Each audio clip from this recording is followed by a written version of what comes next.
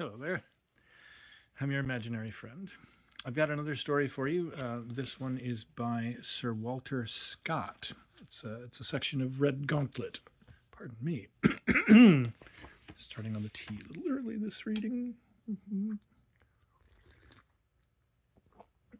Now, as always, bear in mind that sometimes an author will have included something in their work that at the time of writing seemed fine to them, and it's not always fine. And also, beware my Scottish accent. Sorry about it. This is Wandering Willie's Tale. Ye maun have heard of Sir Robert Redgauntlet of that ilk, who lived in these parts before the dear years. The country will lang mind him, and our fathers used to draw breath thick, if ever they heard him named.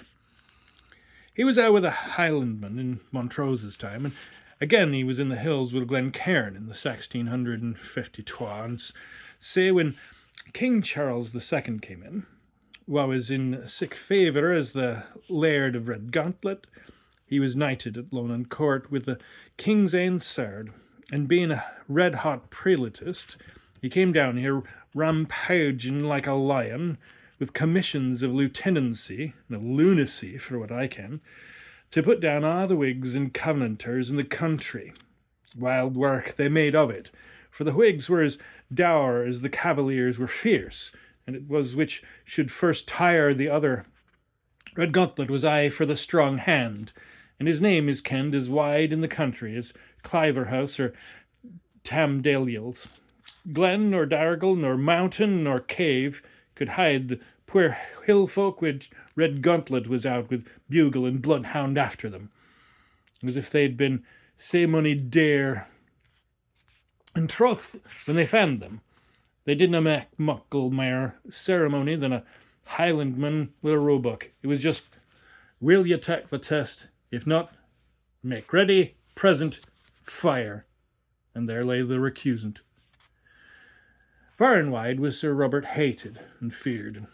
Men thought he had a direct compact with Satan, that he was proof against steel, and that bullets happed off his buff coat like hailstains from a hearth, and that he had a mirror that would turn in hair on the side of carafragons, and muckle to the same purpose of whilk mair anon. The best blessing they weared on him was Dale scalp with Redgauntlet. He was not a bad maester to his own folk. He was na a bad maester to his own folk, though, and was weel enough liked by his tenants. And as for the lackeys and troopers that rade out with him to the persecutions, as the Whigs ca'd those killing times, they would hae drunk themselves blind to his health any one time. Now, you are to ken that my good sire lived on Redgauntlet's grund. They ca' the place Primrose now. He had lived on the grund and under the Redgauntlet since the riding days and lang before. It was a pleasant bit, and I think the air is callerer and fresher there than anywhere else in the country. It's a deserted now, and I sat on the broken door cheek 3 days since, and was glad I could not see the plight the place was in. But that's a wide of the mark. There dwelt my good sire, Steenie Steenson, a rambling, rattling chief he had been in his young days, and could play weel on the pipes. He was famous at hoopers and girders. A Cumberland couldna touch him at jockey Latin, and he the finest finger in the backlilt between Berwick and Carlisle. The like of Steenie wasna the sort they made Whigs o', and so he became a Tory, as they ca' it, which we now call Jacobites, just out of a kind of necessity that he might belong to some side or other. He had nae ill will to the Whig bodies, and liked little to see the bluid run, though being obliged to follow Sir Robert in hunting and hosting, watching and warding, he saw muckle mischief, and maybe did some, that he could not avoid. Now, Steenie was a kind of favourite with his master, and kenned a' the folks about the castle, and was often sent for to play the pipes when they were at their merriment. And Dougal MacCallum, the butler, that had followed Sir Robert through good and ill, thick and thin, pool and stream, was specially fond of the pipes. And I gave my good sire his good word with the laird, for Dougal could turn his master round his finger. Weel, round came Well, round came the revolution, and it had like to have broken the hearts baith of Dougal and his master, but the change was not altogether sae great as they feared, and other folk thought for. The Whigs made an unco crowing what they would do with their old enemies, and in special with Sir Robert Redgauntlet, but there were mony great folks dipped in the same doings to make a spick and span new world, so Parliament passed it o'er easy, and Sir Robert, bating that he was held to hunting foxes instead of Covenanters, remained just the man he was. His revel was as loud and his hall as weel lighted as ever it had been, though maybe he lacked the fines of the nonconformists that used to come to stock his larder and cellar. For it is certain he began to be keener about the rents than his tenants used to find him before, and they behoved to be prompt to the rent day, or else the laird wasna pleased. And he was sic an awesome body that naebody cared to anger him, for the oaths he swore, and the rage that he used to get into, and the looks that he put on, made men sometimes think him a devil incarnate. Weel, my good sire was nae manager, no that he was a very great misguider, but he hadna the saving gift, and he got 2 terms rent in arrear. He got the first brash at Whitsunday put o'er with fair word and piping. But when Martinmas came, there was a summons from the ground officer to come with the rent on a day precise, or else Steenie behoved to flit. Sair work he had to get the siller, but he was weel friended, and at last he got the hale scraped together, 1,000 merks. The maist of it was from a neighbour they called Laurie Leprake, Slytod. Laurie had wealth o' gear, could hunt with a hound and rin with a hare, and be Whig or Tory, sant or sinner, or as the wind stood. He was a professor in this revolution world, but he liked an aura sof of this world, and a tune on the pipes weel enough but at a by time, and Abuna, he thought he had a good security for the siller he lent my gudesire, or the stocking at Primrose Knowe. Away trots my gudesire to Redgauntlet Castle, with a heavy purse and a light heart, glad to be out of the laird's danger. Well, the first thing he learned of the castle was that Sir Robert had fretted himself into a fit of the gout, because he did not appear before 12 o'clock. It was not altogether for the sake of the money, Dougal thought, but because he did not like to part with my gudesire aff the ground. Dougal was glad to see Steenie, and brought him into the great oak parlour, and there sat the laird, his leesome lane, excepting that he had beside him a great ill-favoured jackanape that was a special pet of his. A cankered beast it was, and mony an ill-natured trick it played. Ill to please it was, and easily angered. Ran about the hill castle, chattering and yowling and pinching and biting folk, especially before ill weather or disturbances in the state. Sir Robert called it Major Ware, after the warlock that was burnt, and few folk liked either the name or the conditions of the creature. They thought there was something in it by ordinary, and my gudesire was not just easy in his mind when the door shut on him, and he saw himself in the room with naebody but the Lord, Dougal MacCallum, and the Major, a thing that hadn't a chance to him before. Sir Robert sat, or I should say lay, in a great armchair, with his grand velvet gown and his feet on a cradle, for he had baith gout and gravel, and his face looked as gash and ghastly as Satan's. Major Ware sat opposite to him in a red-laced coat and the laird's wig on his head. Aye, as Sir Robert gurned with pain, the jackanape gurned too, like a sheep's head, between a pair of tangs. All ill-foured, fearsome couple they were. The laird's buff-coat was hung on a pin behind him, and his broadsword and his pistols within reach, for he keep it up the old fashion of having the weapons ready, and a horse saddle day and night, just as he used to, and he was able to loop on horseback and away after only of the hill folk he could get spearings of. Some said it was for fear of the Whigs taking vengeance, but I judge it was just his old custom. He wasn't a glen to fear onything. The rental book with its black cover and black brass clasps was lying beside him, and a book of skullduggery songs was put betwixt the leaves to keep it open at the place where it bore evidence against the good man of Primrose Knowe, as behind the hand with his mails and duties. Sir Robert gave my gudesire a look, as if he would have withered his heart in his bosom. Ye maun ken he had a way of bending his brows that men saw the visible mark of a horseshoe in his forehead, deep dented as if it had been stamped there. "Are ye come light-handed, ye son of a tomb whistle?" said Sir Robert. "Zounds if ye are!" My good sire, with as good a countenance as he could put on, made a leg and placed the bag of money on the table with a dash, like a man that does something clever. The laird drew it to him hastily. "Is it all here, Steenie man?" "Your honour will find it right," said my good sire. "Here, Dougal," said the laird, "gie Steenie a tass of brandy downstairs till I count the siller and write the receipt." But they were no weel out of the room when Sir Robert gied a yelloch that garred the castle rock. Back ran Dougal, and in flew the liveryman. Yell on yell gied the lord ilk ane mair awful than the other.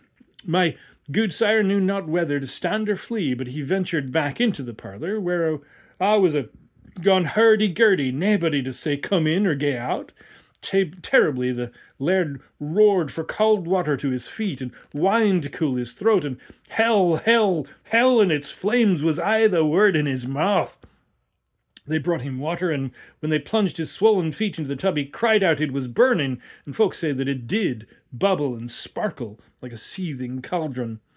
He flung the cup at Dougal's head and said he'd given him blood instead of burgundy, and sure enough the lass washed clotted blood off the carpet the next day. The jackanape they ca'd Major Weir gibbered and cried as if it was mocking its master. My gudesire's head was like to turn. He forgot baith siller and receipt, and downstairs he banged, but as he ran the shrieks came fainter and fainter. There was a deep-drawn, shivering groan, and word gaed through the castle that the laird was dead. Weel, away came my gudesire with his finger in his mouth, and his best hope was that Dougal had seen the money bag and had heard the laird speaking of writing the receipt. The young laird, now Sir John, came from Edinburgh to see things put to rights.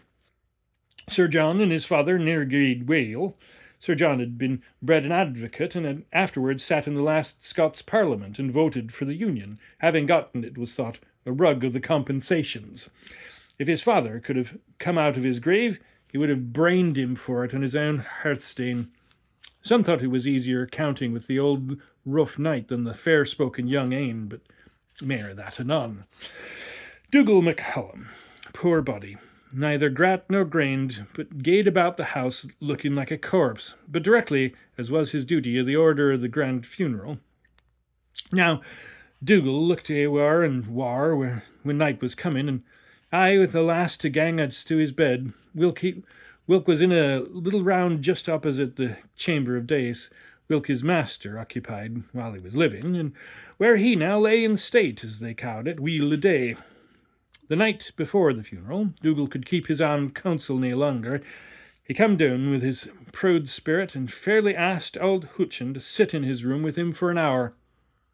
When they were in the round, Dougal took a toss of brandy to himself and gave another to Hutchin, and wished him all health and long life, and said that for himself he was now long for this world, for that every night since Sir Robert's death his silver call had sounded from the state chamber, just as it used to do at nights in his lifetime, to call Dougal to help to turn him in his bed.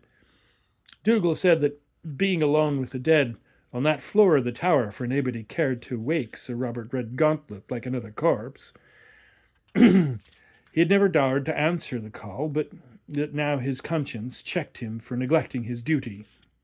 For though death breaks service, said MacCallum, it shall never break my service to Sir Robert, and I will answer his next whistle. So be you will stand by me, Hutchin. Hutchin had nae will to the work, but he had stood by Dougal in battle and broil, and he would na fail him at this pinch. So down to the carles sat o'er a stoup of brandy, and Hutchin, who was something of a clerk, would have read a chapter of the Bible. But Dougal would hear nothing but a blood of Davy Lindsay, that was the war preparation. When midnight came, and the house was quiet as the grave, sure enough, the silver whistle sounded as sharp and shrill as if Sir Robert was blowing it, and up gat the twa old serving men, and tottered into the room where the dead man lay. Hutchins saw enough at the first glance, for there were torches in the room which showed him the foul fiend in his own shape, sitting on the Lord's coffin, over he capped as if he'd been dead. He could not tell how long he lay in a trance at the door, but when he gathered himself, he cried on his neighbour, and getting no answer, raised the house, when Dougal was found lying dead within 12 steps of the bed where his master's coffin was placed. As for the whistle, it was gain ends and eye, but mony a time was it heard at the top of the house, on the bartizan, and among the old chimneys and turrets where the howlets have their nests. Sir John hushed the matter up, and the funeral passed over without mere bogle-wark. But when I was over, and the laird was beginning to settle his affairs, every tenant was called up for his arrears, and my good sire for the full sum that stood against him in the rental book.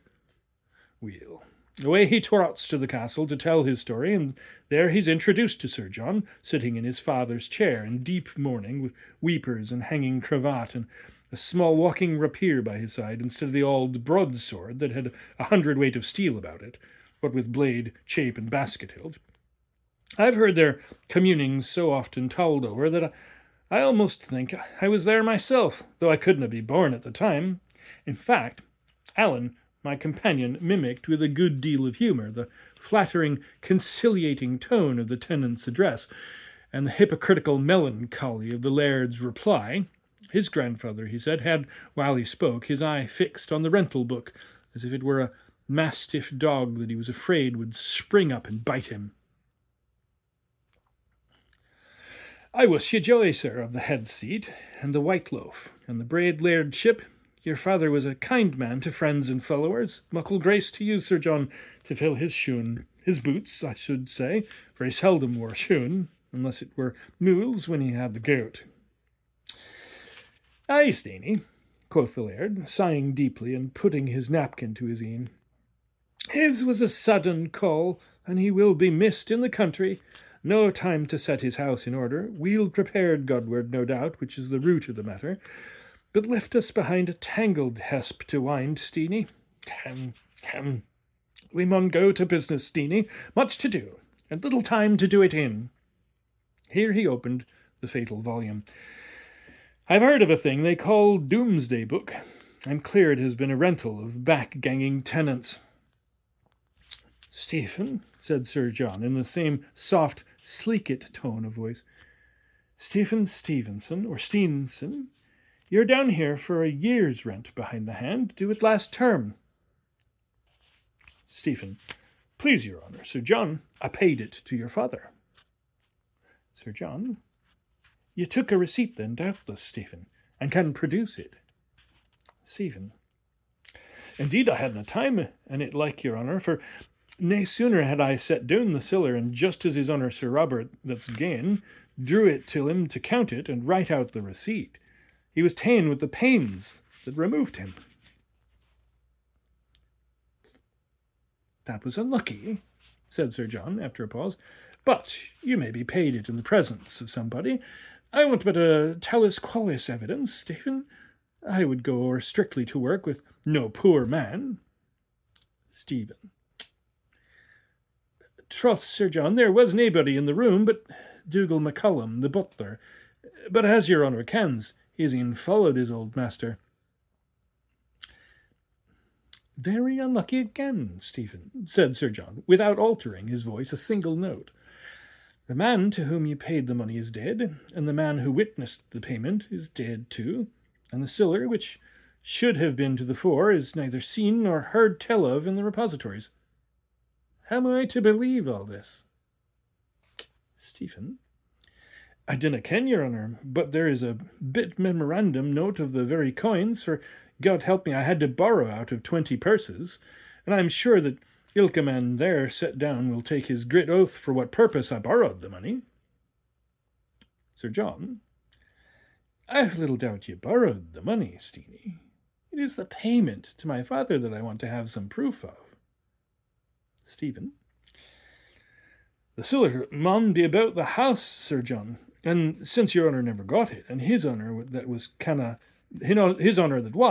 obtain it with him, maybe some of the family may have seen it. Sir John, we will examine the servants, Stephen. That is but reasonable.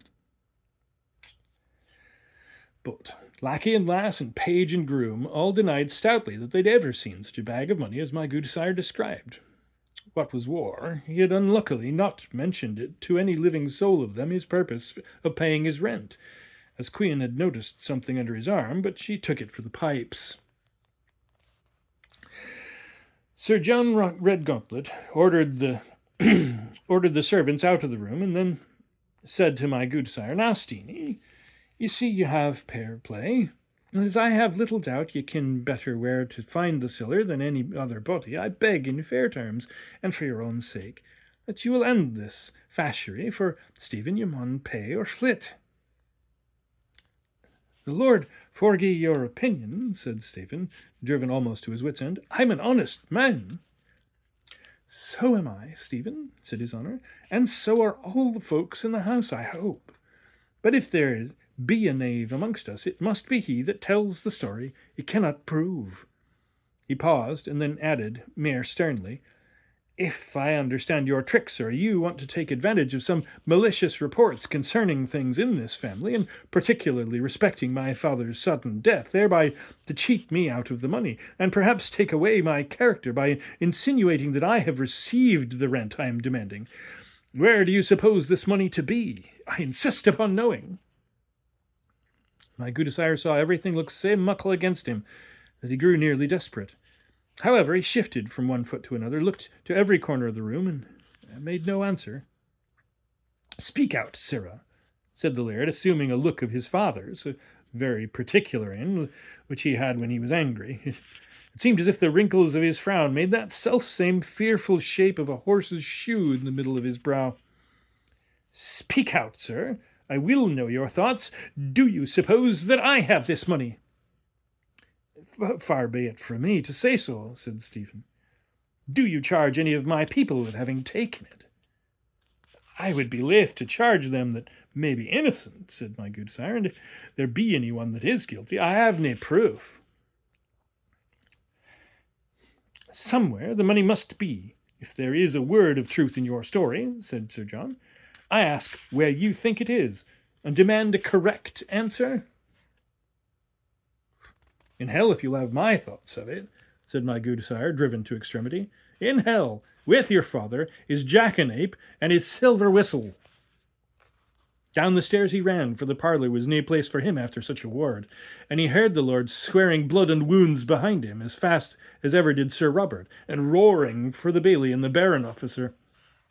Away rode my gudesire to his chief creditor, him they called Lowry Leprake, to try if he could make onything out of him. But when he told his story, he got but the worst word in his wame. Thief, beggar, and divore were the softest terms, and to the boot of these hard terms, Lowry brought up the old story of his dipping his hand in the blood of God's saints, just as if a tenant could have helped writing with the laird, and that a laird like Sir Robert Redgauntlet, my gudesire, was by this time far beyond the bounds of patience, and while he and Lowry were at Dale Speed the liars, he was wanchancy enough to abuse Leprake's doctrine as weel as the man, and said things that garred folks' flesh grew that heard them. He wasna just himself, and he had lived wi' a wild set in his day. At last they parted, and my gudesire was to ride hame through the wood of Pitmurky, that is a fow of black firs, as they say. I ken the wood, but the firs may be black or white, for what I can tell. At the end of the wood there is a wild common, and on the edge of the common a little lonely change house that was keepit then by an ostler wife. They said he could cowed her Tibby Faw, and there poor Steenie cried for a muchin of brandy, for he had no refreshment the hale day.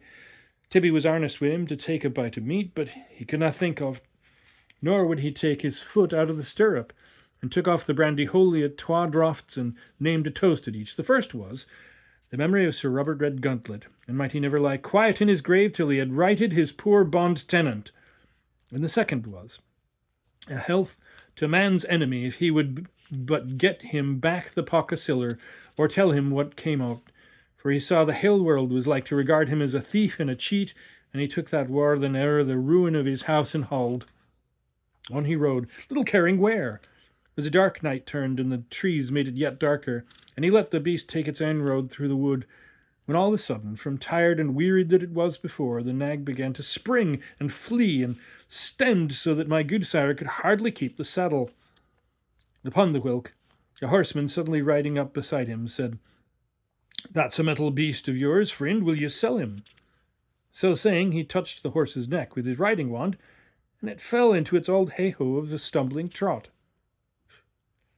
"But it spunk soon out of him, I think," continued the stranger, "and that is like mony a man's courage, that thinks he would do great things till he come to the proof." My gudesire scarce listened to this, but spurred his horse with, "Good e'en to ye, friend." But it's like the stranger was ane that doesna lightly yield his point, for ride as Steenie liked, he was aye beside him at the self-same pace. At last my gudesire, Steenie Steenson, grew half angry, and, to say the truth, half feared. "What is it that you want with me, friend?" he said. "If you be a robber, I have nae money. If you be a leal man wanting company, I have nae heart to mirth or speaking. And if you want to ken the road, I scarce ken it myself."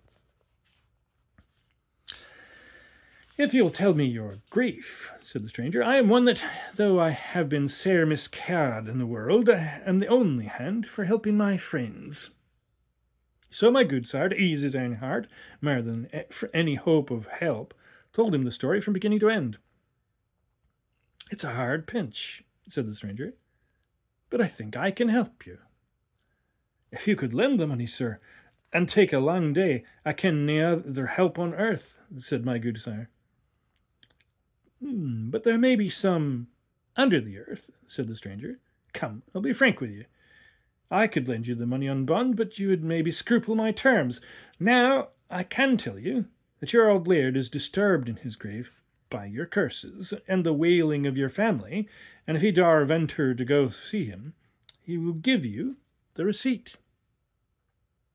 My gudesire's hair stood on end at this proposal, but he thought his companion might be some humoursome chield that was trying to frighten him, and might end with lending him the money. Besides, he was bald with brandy and desperate with distress, and he said he had courage to go to the gate of hell and a step farther for that receipt.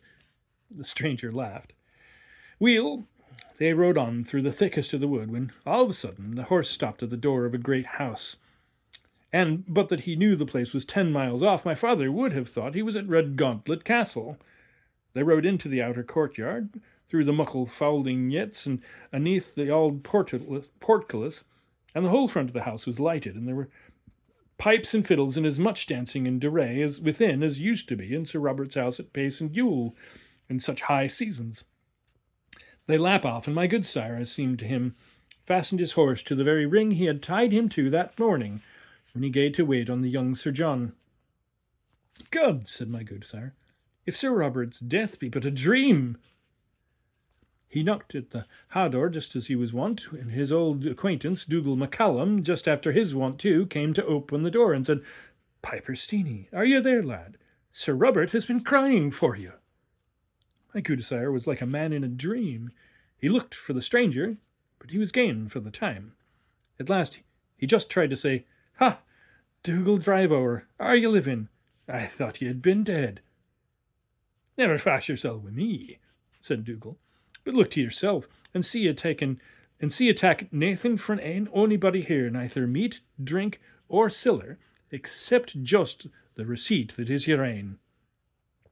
So saying, he led the way out through the halls and trances that were weel kenned to my gudesire, and into the auld oak parlour. And there was as much singing of profane songs and birling of red wine and speaking blasphemy and skullduggery as had ever been in Redgauntlet Castle when it was at the blithest. But, Lord take us in keeping, what a set of ghastly revellers they were that sat round that table. My gudesire kenned mony that had long before gane to their place, for often had he piped to the most part in the hall of Redgauntlet.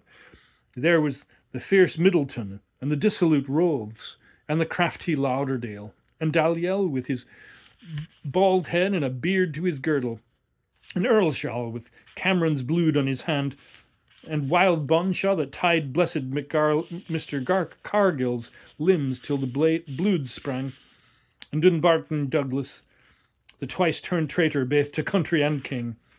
There was the bluidy advocate McKinney, who for his worldly wit and wisdom had been to the rest as a god. And there was Claverhouse, as beautiful as when he lived, with his long, dark, curled locks streaming down over his laced buff coat, and his left hand always on his right spool blade to hide the wound that the silver bullet had made. He sat apart from them all, and looked at them with a melancholy, haughty countenance, while the rest hallooed and sung and laughed until the room rang.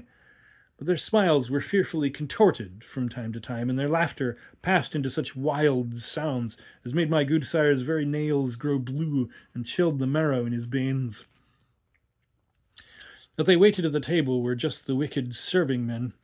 They that waited at the table were just the wicked serving men and troopers that had done their work and cruel bidding on earth. There was the lang lad of the Nethertown that helped to take Argyle, and the bishop's summoner that they called the Dale's rattle bag, and the wicked guardsmen in their laced coats, and the savage Highland Amorites that shed blood like water, and many a proud serving man, haughty of heart and bloody of hand, cringing to the rich and making them wickeder than they would be, grinding the poor to powder when the rich had broken them to fragments. And money mar were coming and ganging, and as busy as in their vocation as if they'd been alive.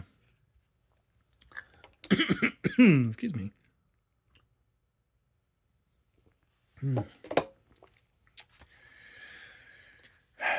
Sir Robert Redgauntlet, in the midst of this fearful riot, cried with a voice like thunder on Steenie Piper to come out the board head to where he was sitting, his legs stretched out before him and swathed up with flannel, with his holster pistols aside him, while the great broadsword rested against his chair, just as my Gudesire had seen him the last time upon earth.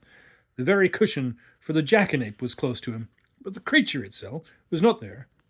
It was not his hour, it's likely, for he heard them say as he came forward, "Is not the Major come yet?" And another answered, "The jackanape will be here betimes the morn."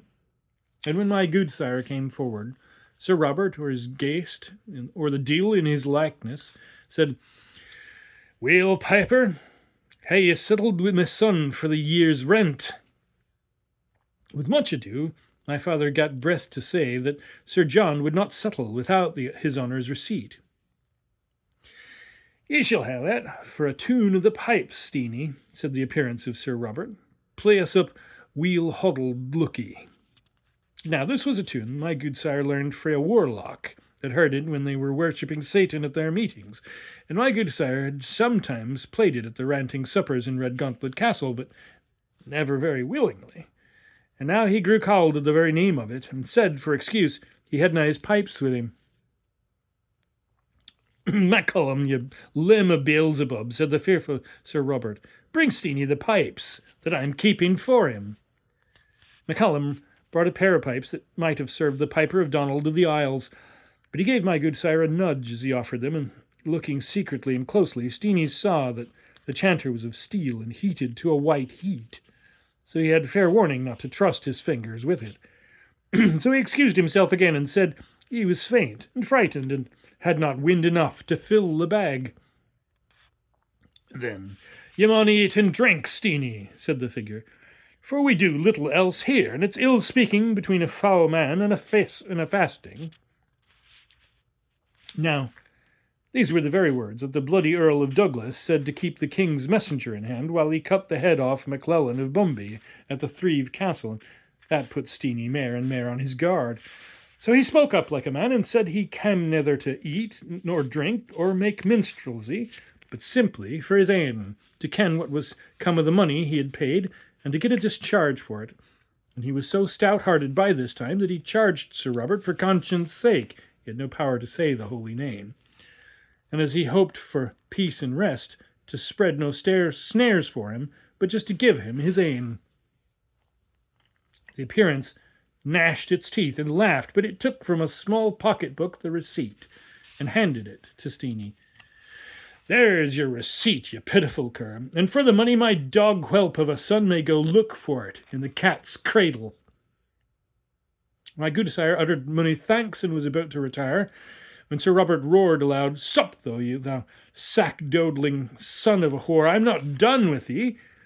Here we do nothing for nothing, and you must return on this day 12-month to pay your master the homage you owe me for my protection." My father's tongue was loosed of a suddenty, and he said aloud, "I refer myself to God's pleasure, and not to yours."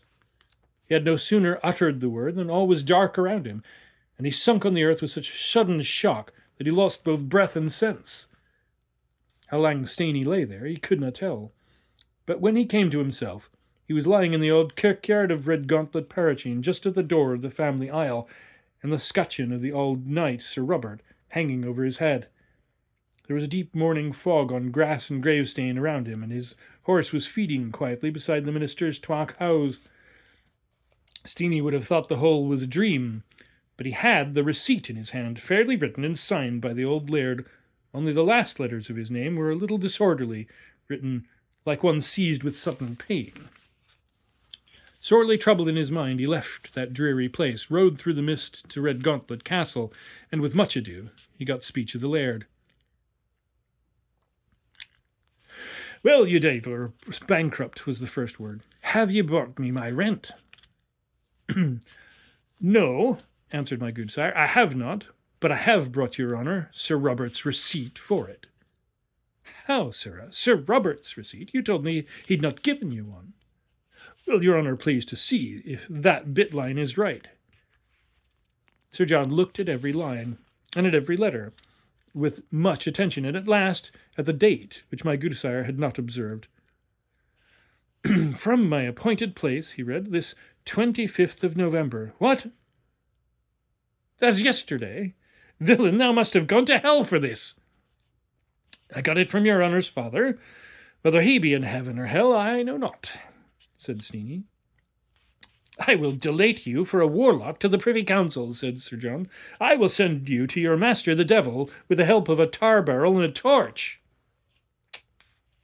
"I intend to delate myself to the presbytery," said Steenie, "and tell them all I have seen last night are things fitter for them to judge of than a bold man like me." Sir John paused, composed himself, and desired to hear the full history, and my gudesire told him from point to point, as I have told it you, word for word, neither more nor less. Sir John was silent again for a long time, and at last he said, very composedly, "Steenie, this story of yours concerns the honour of many a noble family besides mine, and if it be a leasing making to keep yourself out of my danger, the least you can expect is to have a red-hot iron driven through your tongue, and that will be as bad as scalding your fingers with a red-hot chanter. But yet it may be true, Steenie, and if the money cast up, I shall not know what to think of it. But where shall we find the cat's cradle? There are cats enough about the old house, but I think they kitten without the ceremony of bed or cradle." "We were best to ask Hutchin," said my gudesire. "He kens a' the odd corners about his wheel as another serving man that is now gane, and that I would not like to name." Aweel, Hutchin, when he was asked, told them that a ruinous turret long disused next to the clock-house, only accessible by a ladder, for the opening was on the outside, and far above the battlements, was called of old the Cat's Cradle.